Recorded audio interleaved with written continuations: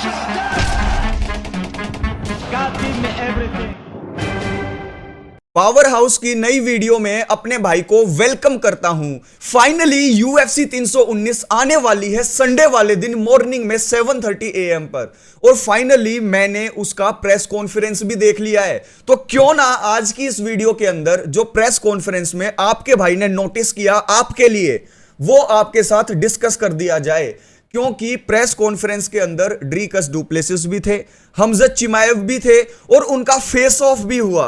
उसके अलावा Aron pico, लेरोन Murphy और बाकी के सभी फाइटर्स किस तरीके के मुझे दिखाई दिए, उनका कॉन्फिडेंस मुझे कैसा लगा, उनकी बॉडी लैंग्वेज कैसी थी, आज के इस वीडियो में सारी बातें मिलकर मैं करने वाला हूं। लेकिन आगे बढ़ने से पहले स्पेशल थैंक यू बोलना चाहूंगा जयंत अवस्थी भाई को, बॉक्सी सुमी भाई को और इमोन मीना भाई को, जिन्होंने चैनल के स्कैनर को स्कैन करके और यूपीआई आईडी के थ्रू डोनेट किया है। इससे बहुत ज्यादा हेल्प होती है आपके भाई की, छोटा सा चैनल है, मोटिवेशन भी बहुत मिलता है।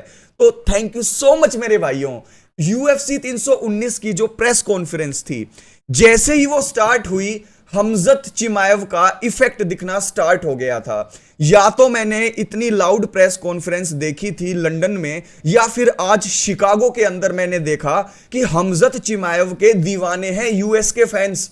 देखो ये फाइट कहां पर हो रही है, ना तो ये ड्रीकस डुप्लेसिस की जगह पर हो रही है और ना ये हमजत चिमाएव की जगह पर हो रही है। एक न्यूट्रल प्लेस है ये शिकागो। लेकिन अगर फैंस की बात करें तो ड्रीकस डुप्लेसिस को शॉक कर दिया था हमजत चिमाएव के फैंस ने।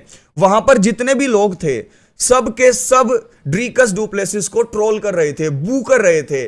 और पहली बार मैंने देखा कि ड्रीकस डुप्लेसिस थोड़े से शॉक्ड हो गए थे, उनको शायद बुरा भी लगा होगा। उनके फेस से ये साफ झलक रहा था कि यार उनको अजीब लग रहा है, वो कॉन्फिडेंस फील नहीं कर रहे हैं। उनको लग रहा है कि यार मेरे इतने तगड़े परफॉर्मेंसेस के बाद भी, चैंपियन होते हुए भी, ये लोग मेरे लिए रूट क्यों नहीं कर रहे हैं। बुरा तो लगता है, लेकिन ड्रीकस डुप्लेसिस ने काफी काम एंड कंपोज्ड रहकर उस सिचुएशन को हैंडल किया। उन्होंने थोड़ी बहुत ट्रैश टॉकिंग भी करने की कोशिश की, लेकिन जिस तरीके से शोरगुल हू हल्ला हो रहा था वहां पर, एक चीज तो साफ दिखाई दे रही थी कि फाइट फैंस हमजत चिमाएव के पीछे खड़े हैं। लेकिन दूसरी बात यह है कि जब दोनों ने फेस ऑफ किया, उस वक्त हमजत चिमाएव के सामने ड्रीकस डुप्लेसिस उतने हल्के नहीं लग रहे थे जितना वो फर्स्ट मीटिंग में होटल के अंदर लग रहे थे। और उस वक्त ही मैंने बोल दिया था कि हमजत चिमाएव लंबे चौड़े हैं, लेकिन ड्रीकस डुप्लेसिस इतने छोटे इसलिए दिख रहे हैं क्योंकि ये कैमरा एंगल का कमाल है। तो आज के टाइम पर ड्रीकस डुप्लेसिस और हमजत चिमाएव की ये जो फाइट है, ये सबसे बड़ी फाइट है इस साल की। डेना वाइट से भी क्वेश्चन पूछा गया था कि इस फाइट के अंदर जीतेगा कौन, तो डेना वाइट ने बड़ी स्मार्टली इस क्वेश्चन को टैकल किया। उन्होंने हंसते हुए जवाब दिया कि कोई भी जीत सकता है, इसीलिए हमने ये फाइट फिक्स करवाई है। दोस्तों, इस फाइट कार्ड के अंदर जो आरोन पीको थे वो मुझे थोड़े से सहमे हुए दिखाई दिए, क्योंकि उन्होंने पहली बार इतना बड़ा क्राउड देखा था। उन्होंने कहा कि पहली बार मैं ऐसा इलेक्ट्रीफाइंग मोमेंट जो है फील कर रहा हूं, लेकिन अलेक्जेंडर वोल्कनोव्स्की मेरा टारगेट है। लेकिन दूसरी तरफ लेरोन मर्फी भी कॉन्फिडेंट दिखाई दिए। उनसे जब क्वेश्चन पूछा गया कि आप कैसे देखते हो, तुम खुद नंबर 1 कंटेंडर बन सकते हो, अनडिफीटेड हो, सबको तुमने हरा रखा है, और अगर पीको को तुमने हरा दिया तो तुम्हारे पास भी चांस है। तो लेरोन मर्फी भी बिल्कुल कॉन्फिडेंट दिखाई दिए। यहां पर मेन इवेंट में और को मेन इवेंट के अंदर मुझे साफ साफ दिखाई दे रहा है कि जो हमजत चिमाएव है और जो आरोन पीको हैं वो जीतने वाले हैं। लेकिन जो बाकी के फाइटर्स थे उनसे इतने ज्यादा क्वेश्चंस पूछे नहीं गए। एमवीपी को भी यूएस के अंदर बहुत ज्यादा लाइक किया जाता है, यह बात मैंने आज नोटिस कर ली है। लेकिन जेरेड कैनेनियर से वो लंबे चौड़े दिखाई दे रहे थे, जबकि जेरेड कैनेनियर ने हैवियर वेट कैटेगरीज के अंदर भी फाइट कर रखी है। लेकिन एमवीपी का जो फ्रेम है भाई वो तगड़ा दिख रहा था। लेकिन फिर भी मुझे ऐसा लगता है कि जेरेड कैनेनियर एक हायर टीयर के फाइटर है और वो उनको टेक डाउन करेंगे। लेकिन फेस ऑफ की अगर मैं बात करूं तो फेस ऑफ के अंदर भी मुझे हमजत चिमाएव कॉन्फिडेंट दिखाई दिए।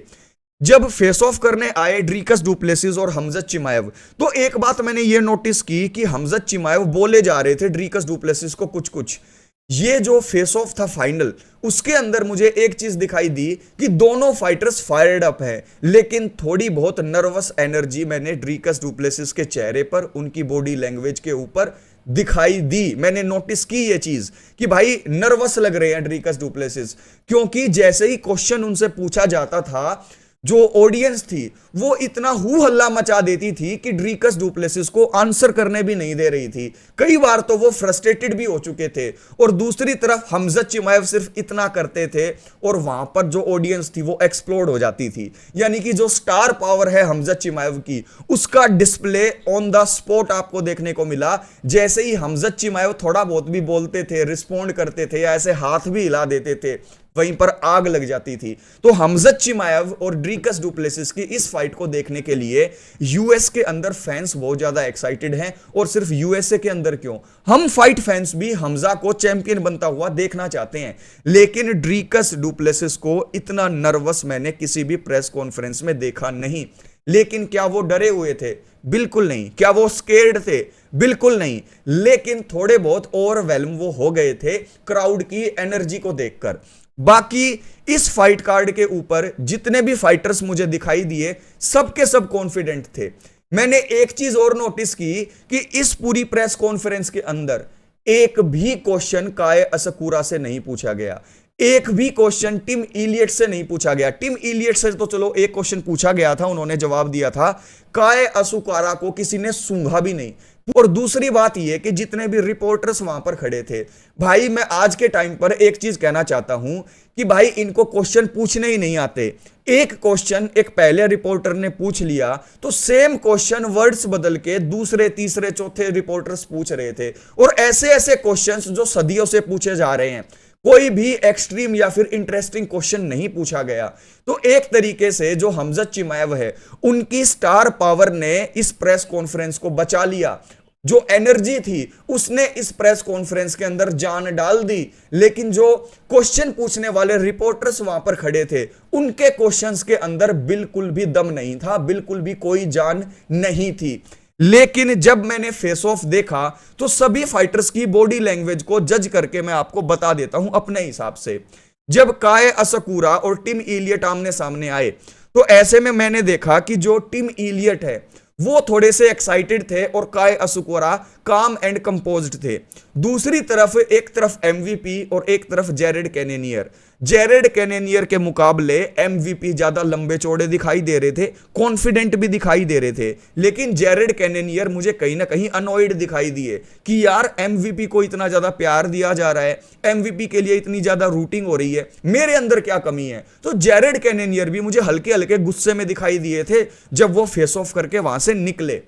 जो तीसरी फाइट थी, तीसरी फाइट के अंदर दोस्तों जब आमने सामने आए, एक तरफ कार्लोस प्रेटस, दूसरी तरफ जॉफ नील, तो कार्लोस प्रेटस जॉफ नील के सामने तगड़े दिखाई दे रहे थे।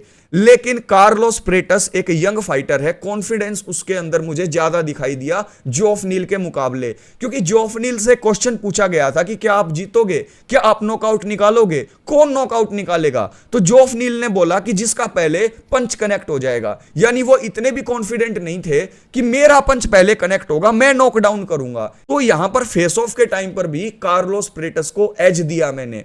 उसके अलावा आरोन पीको और लेरोन मर्फी ने जब एक दूसरे को फेस ऑफ किया, तो लेरोन मर्फी की हाइट तो है, लेकिन आरोन पीको ने सूट पहन रखा था, कोट पैंट पहन रखा था। उस वजह से उनकी जो बॉडी है वो ज्यादा एक्सपोज्ड आपको दिखाई नहीं दी। लेकिन मुझे ऐसा लगता है कि पावर की बात करें, स्पीड की बात करें, दोनों चीजों के अंदर एडवांटेज पीको को है। और पीको का कहना यह है कि मैं एक तगड़ा रेसलर बेशक हूं, लेकिन इस फाइट को मैं नॉकआउट से जीतने वाला हूं। तो जब फेस ऑफ हुआ तो ऐसे में मुझे आरोन पीको जो है कुछ ज्यादा कोकी फाइटर दिखाई नहीं दिए। वो इलिया टोपुरिया के स्टाइल में सलूट करके निकल गए। उसके अलावा मेन इवेंट के अंदर जो डीडीपी और हमजत चिमाएव है, उनकी बात तो मैं कर ही चुका हूं कि आमने सामने जब वो आए, उन्होंने स्टांस लिया अपना फाइटिंग, और एक दूसरे को जो है बड़े तगड़े तरीके से स्टेयर डाउन किया। और उस वक्त हमजत चिमाएव ड्रीकस डुप्लेसिस को कुछ कुछ बोल रहे थे। क्या बोल रहे थे ये अभी मुझे पता नहीं लगा है। जब वो फेस ऑफ कर रहे थे तो उस वक्त जो क्राउड था वो बहुत ज्यादा लाउड था, तो क्लियरली सुनाई नहीं दिया कि वो कहना क्या चाह रहे हैं, लेकिन बिल्कुल कॉन्फिडेंट 100% कॉन्फिडेंट मुझे हमजत चिमाएव वहां पर दिखाई दिए। उनका साफ कहना यह था कि मैं आने वाला हूं, मैं जीतने वाला हूं and I am going to smash this guy. लेकिन ड्रीकस डुप्लेसिस भी कह रहे थे कि another day in the office होने वाला है, मैं जीतने वाला हूं।